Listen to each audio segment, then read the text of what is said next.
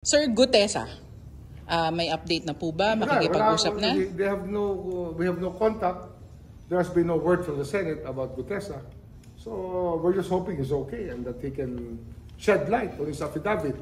Kasi nga, alam ka naman pag-usapan yan, tapos hindi naman nila pangangatunganan. Siyempre, naglabas sila ng ebidensya, surprise witness, the persons who produced the witness should be responsible for the witness. Sir, sa gitna ng usapan ng restitution, sinabi ng abogado ng mga Diskaya na financially constrained na sila. Hindi, kasi frozen na yung funds nila. So, it will rely on that. And wala pa tayo sa wala pa tayo sa stage na yon para sa state witness has to be identified. Hindi tayo nagmamadali doon It's something that has to be threshed out properly. Kasi kaya ginagawa yung diagram, we're looking at the most guilty, the not most guilty, the least guilty, the people who will have to testify in court to be able to clinch the government's case. Kaya yan ang pinag-aaralan pa. Hindi naman sir para magiging soft ng DOJ sa kanila dahil... Hindi pa din lumambot dito kasi ano naman, yung mga testimony na yan, lumabas naman yan, walang witness protection And so far so good. No? Marami tayong natututunan. But we need more information. Marami pa kami pinaghahanda ang mga tanong.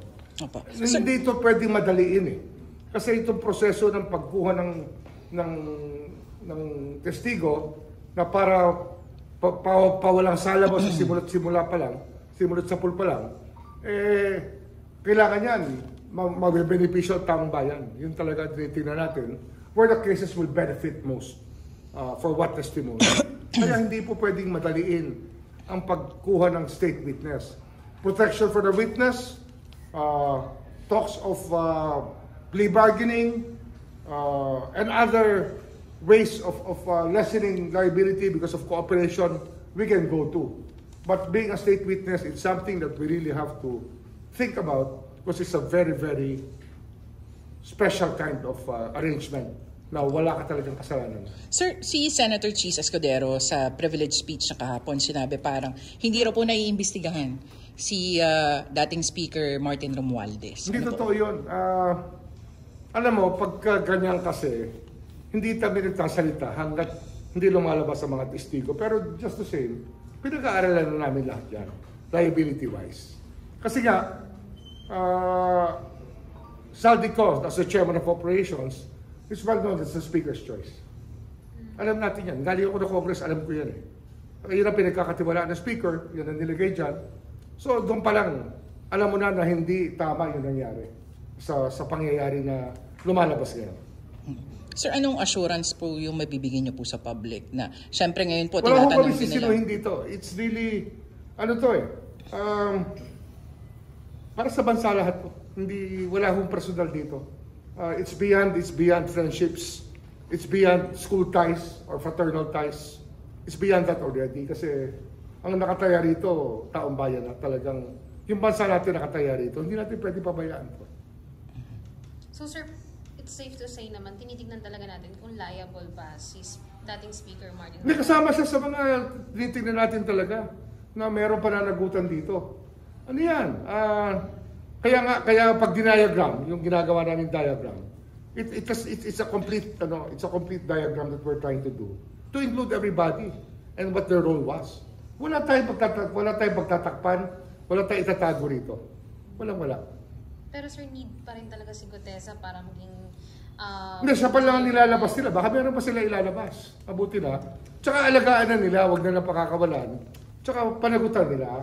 Kasi yung testigong gano'n nakakatakot naman kung hindi na lalabas ulit, kung hindi na nilitaw ulit, di ba?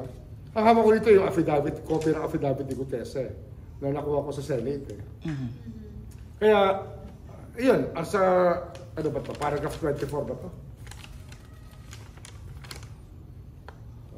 Paragraph or sentence number 24, sinabi niya kasi gusto niya sumama sa Witness Protection Program. Binasa niya to into the record. Kaya kinausap ko siya. Kung di niya naman sinabi yun, we will just get him, put him in a normal mode lang. Pero dito kasi, kinausap ko para pumunta rito for that purpose. Hihingi namin ang address niya So we will have the NBI send us subpoena para malinaw to.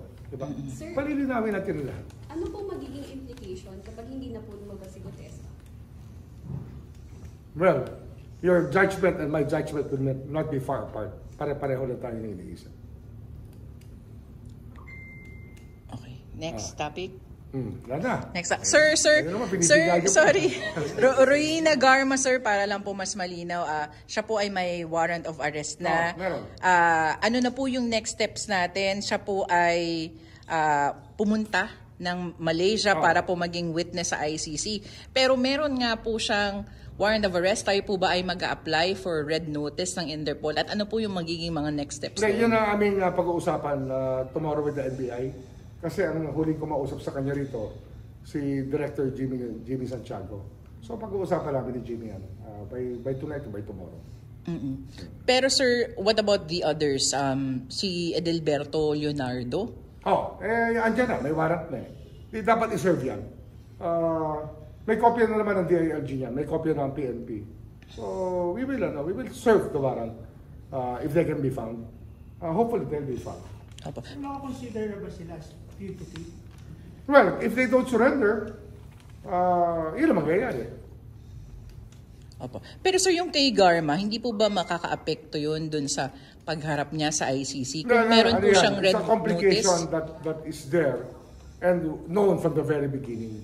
Kasi nung kinukuha nilang testigo yan, alam naman nila na meron ng kaso yan dito. Kaya, ano yan, it's par for the course.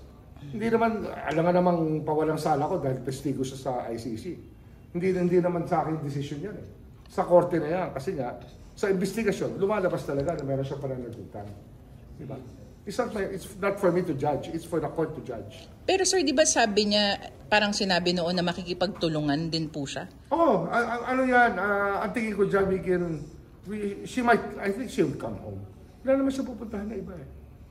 She was refused already asylum in the US. Yun ang pagkakaalam ko. Kasama po sa pag-uusapan niyo with Director Jimmy kung papakancel po yung passport niya. And then yung cancellation of passport is with the courts.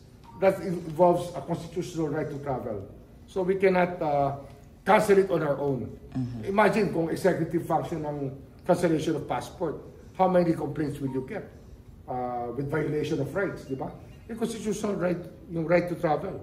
Tsaka that's personal property already of the person, but it's issued by the government. The cancellation is subject to judicial proceedings. So kailangan pa sir mag-file din ng motion ang DOJ for the... Oh yes, of course. We will have to do that. We will have to file a petition for the cancellation